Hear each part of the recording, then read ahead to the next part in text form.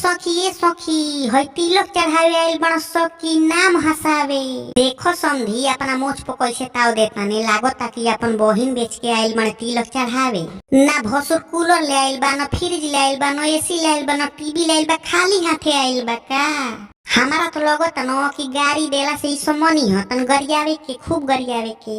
अरे बेकार भइली हो, बेकार भइली, बेकार भइली हो, बेकार भइली यही दुल्हा के दीदिया, बेकार भइली यही दुल्हा के बहिनी, बेकार भइली यही दुल्हा के दीदिया, छिनार भइली यही दुल्हा के दीदिया।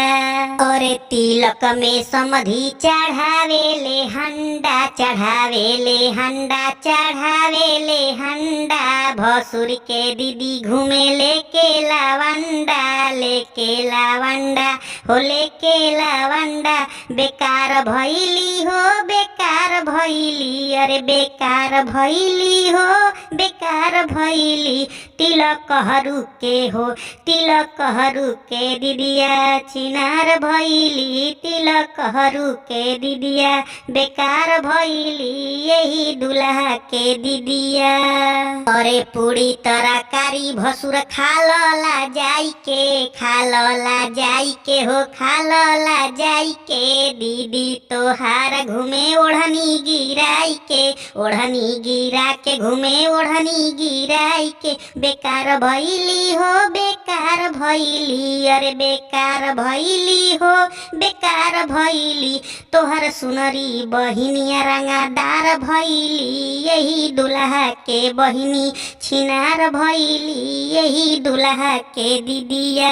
अरे जादव जी के रखली या पांडे जी के रखली, दुबे जी के रखली, तिवारी जी के रखली, जादव जी के रखली या पांडे जी के रखली, दुबे जी के रखली, तिवारी जी के रखली, बेकार भइली हो, बेकार भइली सहबलिया के बहिनी, छिनार भइली यही दुल्हा के दीदिया, बेकार भइली यही समधी के बहिनी, छिनार भइली यही भसुर के दीदिया।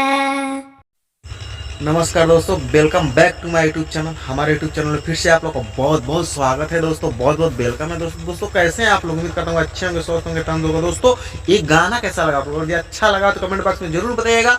अगर सच्चे महादेव के पुजारी हैं, सच्चे महादेव को मानते हैं तो प्लीज चैनल को सब्सक्राइब करके ही जाइएगा। मिलते हैं नेक्स्ट वीडियो में, चैनल को सब्सक्राइब करके ही जाइएगा। मिलते हैं नेक्स्ट वीडियो में, धन्यवाद, जय हिंद।